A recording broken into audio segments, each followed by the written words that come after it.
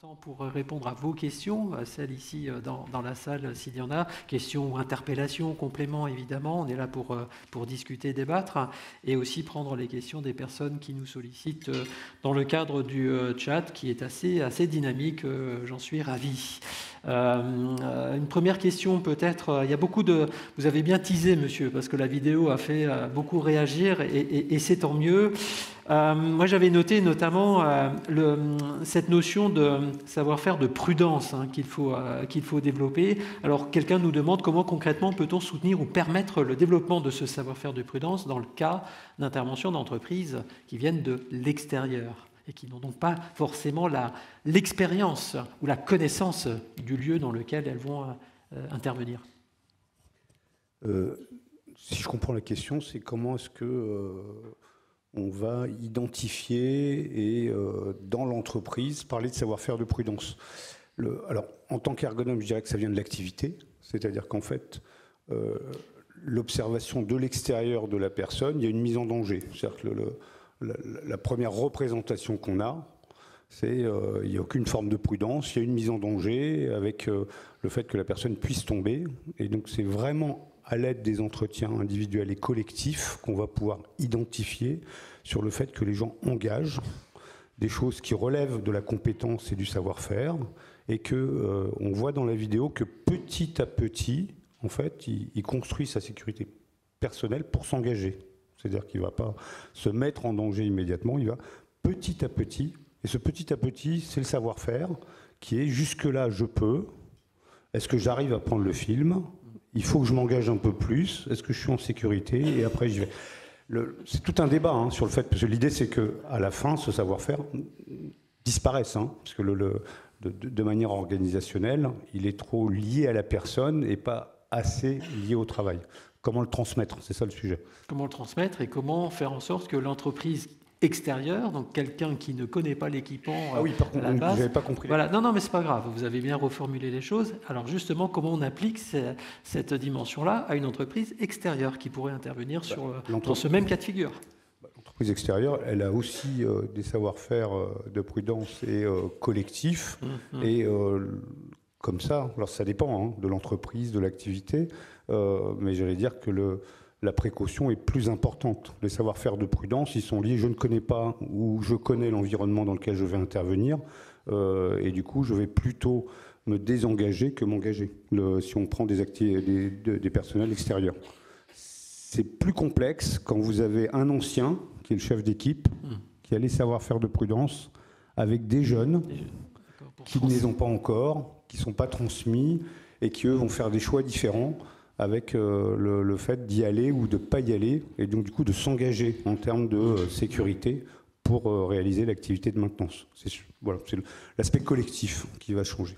Formation, management, accompagnement, c'est tous ces mots que vous dites aussi. Est-ce que finalement des situations que moi je qualifie d'anormales finissent par devenir la normalité pour ces salariés ? Alors, à partir du moment où la maintenance est gérée en interne, bien sûr. Dès que vous leur demandez, c'est pas normal. Mais au quotidien, c'est normal. Dès qu'il y a un œil extérieur, assez rapidement, ça ne devient pas normal. Mais au quotidien, entre eux, c'est ce qui fait partie du travail réel. Si ce n'est pas banalisé, là, on rentre dans un autre domaine. Si, à un moment donné, on est sur une prise de conscience du danger, autant ne pas aller travailler, parce que ça veut dire qu'on pourrait ne pas rentrer. Il y a aussi des mécanismes de défense là, individuels et collectifs sur le fait de le banaliser. Mais ça, j'allais dire, c'est encore autre chose. Quelle est la marge de manœuvre finalement qu'ont les personnes en responsabilité sur les questions de santé, de sécurité dans l'entreprise utilisatrice ? Quelles sont les possibilités d'action finalement pour améliorer et rendre les choses plus sécures ? Reconnaître la logique de prévention à l'égal de la production et de la maintenance. C'est tout le travail pour moi. Oui. Et concrètement ?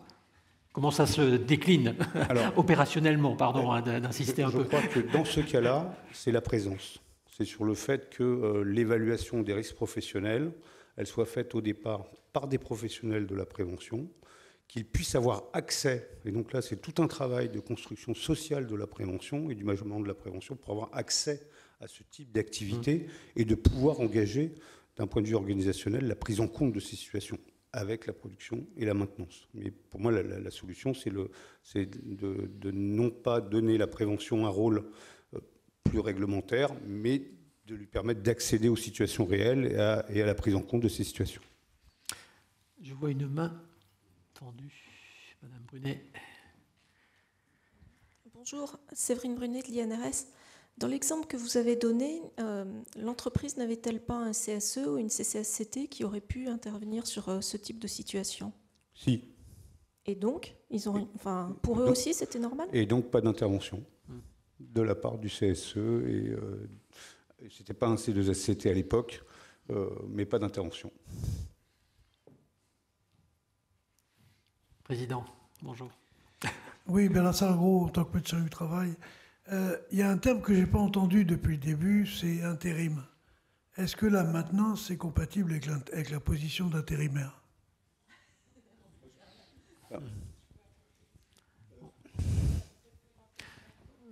Allez, le débat s'ouvre, c'est bien.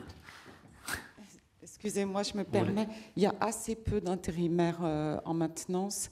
La plupart des personnels de maintenance, quand on regarde les enquêtes, sont en contrat à durée indéterminée parce que justement, ils ont une compétence et une spécificité telle que les entreprises souhaitent les garder. Donc même quand c'est des entreprises contractantes, souvent ils sont en CDI.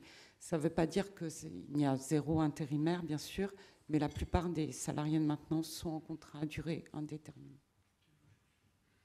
Par contre, ça pose la question des saisonniers et des intérimaires du côté du personnel de la production. Et est-ce qu'ils héritent des activités de dépannage? Là, c'est juste un fait d'expérience. Globalement, non. C'est-à-dire qu'ils vont être protégés par le collectif sur le fait de ne pas aller sur ces situations-là. Docteur, vous souhaitiez compléter peut-être sur... Vous avez réagi sur la dimension des intérimaires?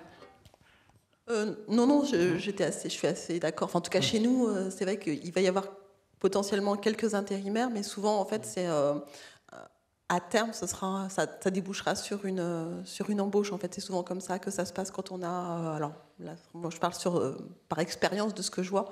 Ça débouche en fait derrière sur une embauche, en fait. Quelle est la part, madame, je reste avec vous, de la maintenance interne et externalisée à la RATP? Comment ça fonctionne? Vous avez des codes-parts? Dites-nous. Chez nous, la maintenance, elle est très majoritairement en interne, puisqu'on a quand même, je pense, au moins, je dirais, 12 000 salariés qui font de la maintenance. Sur 46 000 salariés, vous avez vu en Ile-de-France. C'est un petit peu, c'est vrai, particulier par rapport à ce que j'ai entendu jusqu'à maintenant. Nous, ça fait vraiment partie de l'entreprise. Une partie de votre métier. Oui, tout à fait. D'une certaine manière. Alors moi, ce qui m'a beaucoup frappé, c'est le cas de c'était très intéressant, évidemment, de ce jeune homme. J'imagine que c'était un jeune homme, voilà, j'interprète. Qui travaille à Nation, qui doit descendre, qui est tout seul, voilà, qui doit réemballer son truc parce qu'il a oublié quelque chose. Comment est-ce qu'on peut l'accompagner? Comment est-ce qu'on peut peut-être rendre les choses plus efficientes? Travailler à deux, mieux former pour alerter, avoir des checklists, je ne sais pas comment ça marche. Travailler à deux, c'est ce qui se faisait un petit peu avant. Je n'osais pas vous le dire. Mais, voilà. Je pense que là, il y a beaucoup de choses à faire, surtout sur la préparation. Enfin, alors, quand c'est possible, sur la préparation de chantier. C'est-à-dire, effectivement, de chantier, de véhicules, d'avoir tout dans le véhicule pour pouvoir en amont partir avec tout ce qu'il faut. Mais c'est vrai que ça reste un aléa important de devoir interrompre le chantier pour remonter au véhicule. Ça, c'est vrai que c'est un vrai problème en termes d'organisation, mais aussi physiquement, parce que quand vous avez du matériel, qu'il faut remonter toutes les batteries d'escalier, parce que quand vous avez du gros matériel, vous ne pouvez pas prendre les escaliers mécaniques. C'est des contraintes fortes pour les salariés. Et du temps, pas mal de temps finalement. Alors le temps, oui, mais aussi, je dirais, pour l'organisme du salarié, c'est important. Évidemment. Alors j'ai une question. Alors n'y voyez aucune malice évidemment, mais on a connu ces dernières semaines des périodes un peu troublées, on va le dire comme ça. Est-ce que ça a un impact aussi sur l'organisation de la maintenance de vos matériels? C'est plus compliqué peut-être d'organiser des plannings, des choses comme ça. Comment ça fonctionne? Ah oui, alors là, il faudrait plus solliciter les managers d'ateliers ou de maintenance. Mais oui, effectivement, quand on discute avec eux, bien évidemment que ça a un impact sur tout ce qui est la maintenance préventive et patrimoniale. Il crée peut-être plus de stress aussi pour les gens Oui, c'est une période particulière et c'est vrai que ça a un impact fort à la fois pour les salariés, les opérateurs et pour les managers. Bien sûr. Excusez-moi. Je vous en prie. Pardon, en fait, je vous interromps, c'était par rapport au sujet juste précédent, sur l'accompagnement. Donc, je suis Olivier Guillon, donc, du magazine Production Maintenance. Vous n'avez pas parlé de technologie, éventuellement, parce que le personnel itinérant, il y a un service dédié, si j'ai bien compris, qui vient donc assister ce personnel itinérant. Est-ce que les nouvelles technologies de type télémaintenance ou de type même réalité augmentée ou mixte, pardon, est-ce que c'est des choses que vous commencez à utiliser, notamment sur des interventions un peu complexes et un peu dangereuses finalement? Alors, quand je parlais de services dédiés pour le pilotage, c'est à ça que vous faites référence, je pense. Oui. Voilà. Alors ça, c'est vraiment en termes d'organisation et de planification des activités. C'était vraiment dans cet esprit-là. Après, oui, on a une partie de l'entreprise qui travaille tout ce qui est nouvelles technologies. Alors, sur la maintenance itinérante, je dirais que c'est pas encore là où c'est le plus en cours. C'est plutôt sur la maintenance en atelier, où là, il y a plus de travail qui est fait, peut-être parce que c'est aussi des contraintes mécaniques qui sont fortes pour les salariés. Donc, il y a des interventions qui sont en cours, des études qui sont en cours sur cet aspect-là, pour la maintenance des trains notamment.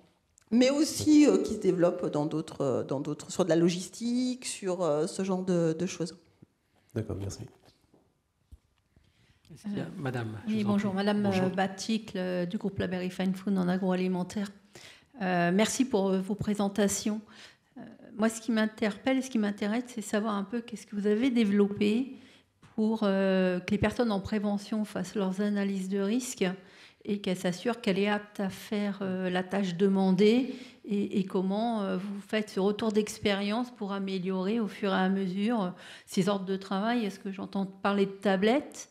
La personne est en travail isolé, donc comment, par rapport à ces risques de sinistralité, vous avez mis cette prévention en place?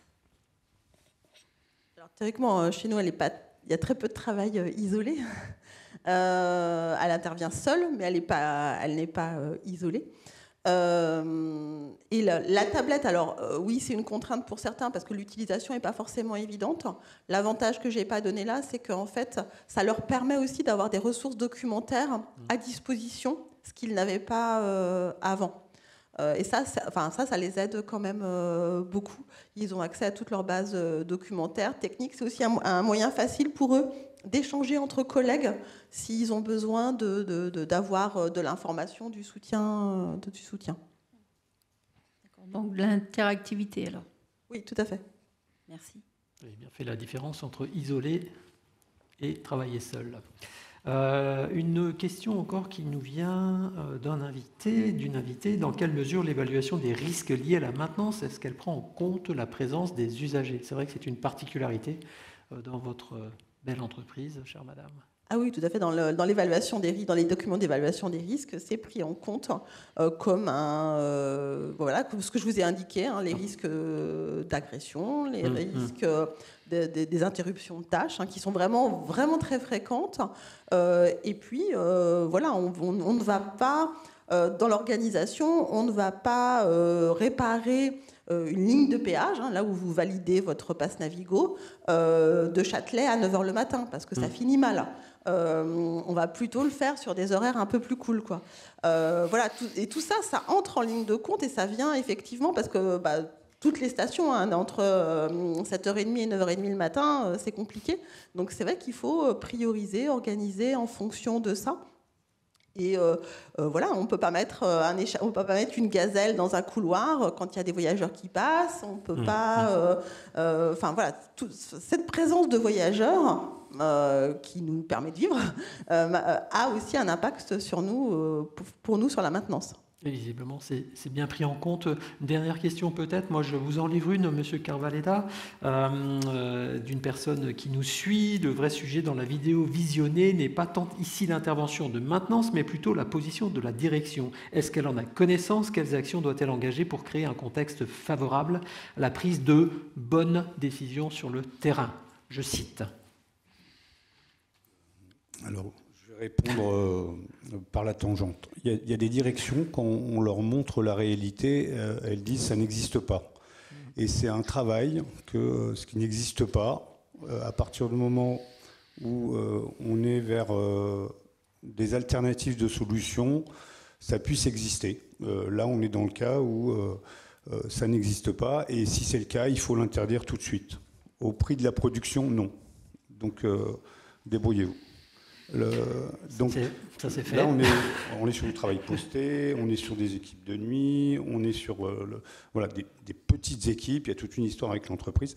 La position de la direction, là, elle est sur le fait d'indicateurs de productivité. On est dans un cas qui est vraiment, je l'ai déjà dit, je le redis, quelle est la place de la prévention des risques dans la prise de décision, que ce soit au niveau de la direction, de la production, de la maintenance. C'est-à-dire que comment on manage les risques professionnels, y compris dans ces activités-là. S'il n'y a pas d'autres questions ou interventions, on va vous remercier tous les deux pour ces excellentes présentations et ce débat. Merci aussi à vous toutes et tous qui contribuez à ce débat par vos questionnements.